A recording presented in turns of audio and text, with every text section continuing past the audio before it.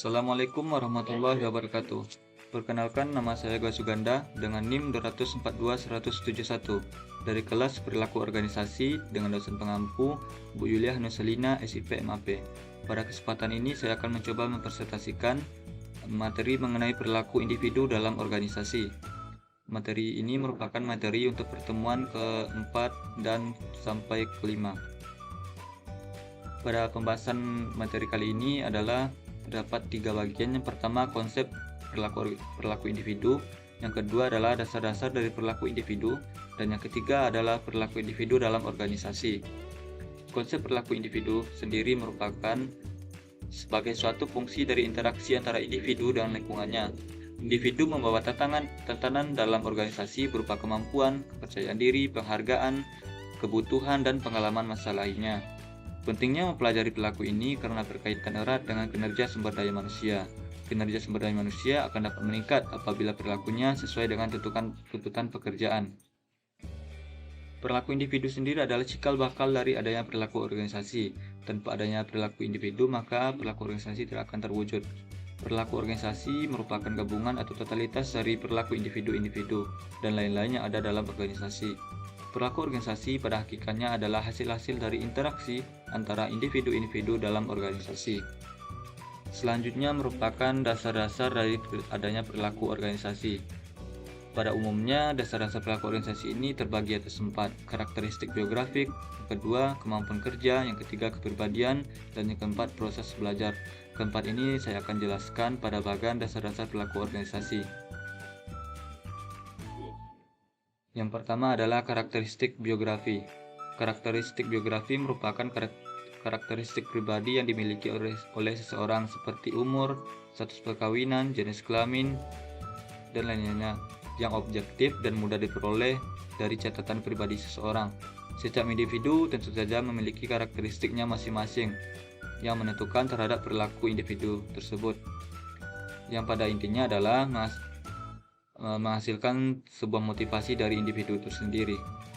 Karakteristik ini yang jelas yang dimiliki oleh seseorang berupa usia, jenis kelamin, status kawin, banyaknya tanggungan, dan masa kerja dalam organisasi.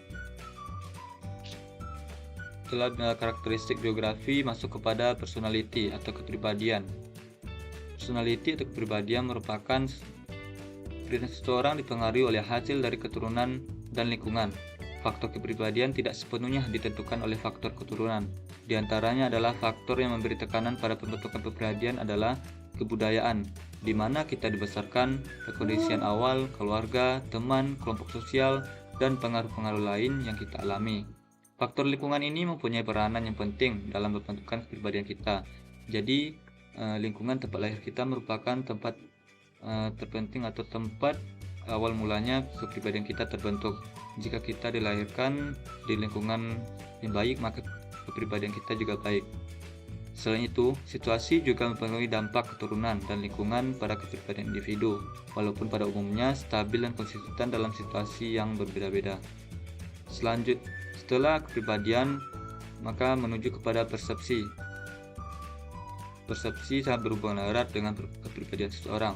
Jika kepribadian seseorang baik, maka persepsi yang ditimbulkan akan baik pula terhadap sesuatu hal. Persepsi merupakan sebuah proses di mana seseorang merangsang atau merespon dengan pikiran yang diterimanya, yang mengartikan kondisi lingkungannya yang sedang terjadi. Bisa jadi apa yang dipersepsikan seseorang berbeda dengan realitas atau objek yang sedang terjadi. Misalnya, sebagai seseorang pelamar pekerjaan, berbagai persepsi positif dan negatif akan muncul dari benak seseorang, seperti gedung yang megah, fasilitas yang menyenangkan, gaji yang tinggi, dan lain-lain. Setelah persepsi, maka akan masuk kepada value and attitude, atau nilai dan sikap. Nilai merupakan keyakinan yang mendasar pada seseorang, di mana aturan atau kondisi akhir tertentu yang telah ada menuntut seseorang atau kelompok sosial dapat bertentangan dengan aturan dan kondisi akhir yang lainnya. Nilai-nilai ini terdiri dari pemikiran individu yang memiliki rasa moral seperti hak, kebaikan, atau keinginan. Pemilihan nilai-nilai membentuk sistem nilai. Dan langsung masuk kepada setelah nilai, selanjutnya adalah sikap. Sikap merupakan kombinasi yang kompleks antara kepribadian, keyakinan, nilai-nilai, perilaku, dan motivasi. Sikap dapat terbentuk karena adanya persetujuan atau kesukaan, atau juga karena kepuasan. Setiap orang memiliki beribu-ribu jenis sikap. Ilmu perilaku organisasi hanya membatasi pada sikap yang berhubungan dengan pekerjaan, seperti kepuasan kerja, keterlibatan kerja, dan tingkat kedekatan atau partisipasi seseorang dalam pekerjaannya maupun komitmen dengan organisasinya. Dengan adanya nilai sikap ini, maka akan terbentuknya motivasi. Motivasi adalah dorongan yang dimiliki oleh seseorang individu yang dapat merangsang untuk dapat melakukan tindakan-tindakan sesuatu yang menjadi dasar atau alasan seseorang untuk berperilaku atau melakukan sesuatu. Motivasi kerja dapat diartikan sebagai dorongan yang terdapat pada diri seseorang, sehingga ia terdorong untuk melakukan satu kegiatan yang berkaitan dengan satu pekerjaan. Motivasi seseorang dapat diperoleh dari kebutuhannya sendiri. Setelah itu masuk kepada human input. Human input merupakan hal yang sangat penting dari adanya perilaku individu. Dan merupakan masuk kepada ability. Ability merupakan atau disebut juga dengan kemampuan. Kemampuan adalah suatu kapasitas individu untuk mengerjakan berbagai tugas dalam suatu pekerjaan. Kemampuan seorang individu pada hakikatnya terdiri dari dua macam kemampuan. Yang pertama adalah kemampuan intelektual dan kemampuan fisik. Kemampuan intelektual sendiri merupakan adalah kemampuan yang diperlukan untuk menjalankan kegiatan mental, dan kemampuan fisik merupakan kemampuan yang diperlukan untuk tugas-tugas yang menuntut stamina, kecakapan, dan kekuatan keterampilan. Kemampuan seseorang dapat meningkat karena adanya motivasi, dan juga kemampuan dapat meningkat karena adanya proses pembelajaran. Belajar adalah setiap perubahan yang relatif permanen dari perilaku yang terjadi sebagai hasil pengalaman seseorang. Ciri-ciri belajar yang dilakukan oleh seseorang pertama adalah belajar melibatkan perubahan, baik ataupun buruk. Jadi seseorang dituntut untuk belajar menghadapi suatu hal yang baik. Selanjutnya adalah perubahan harus relatif permanen. Dan yang ketiga adalah belajar berlangsung jika ada perubahan atau tindakan perilaku. Dan selanjutnya adalah beberapa bentuk pengalaman diperlukan untuk belajar. Pengalaman dapat diperoleh lewat pengalaman langsung atau tidak langsung atau lewat praktek. Setelah mengartikan ke semua dasar-dasar perilaku ini, maka kita dapat berpindah kepada individual decision making atau pengambilan keputusan.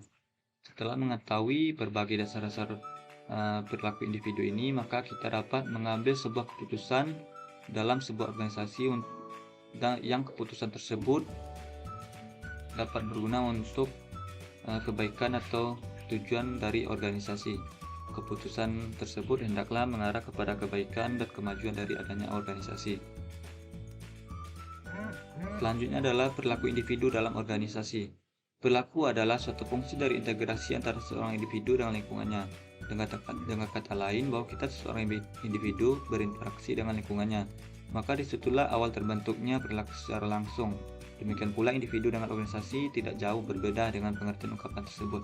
Keduanya baik individu maupun organisasi dan karakternya masing-masing terintegrasi, maka akan menimbulkan perilaku individu dalam organisasi. Proses perilaku serupa untuk semua individu walaupun pola perilakunya mungkin berbeda. Ada 3 asumsi dasar yang menyatakan berkaitan dengan perilaku manusia. Yang pertama, perilaku itu disebabkan, perilaku itu digerakkan, dan perilaku itu ditujukan pada sasarannya. Mungkin sekian presentasi dari saya. Kalau ada salah dan jangannya mohon dimaafkan. Wabillahi taufiq wal hidayah. Wassalamualaikum warahmatullahi wabarakatuh.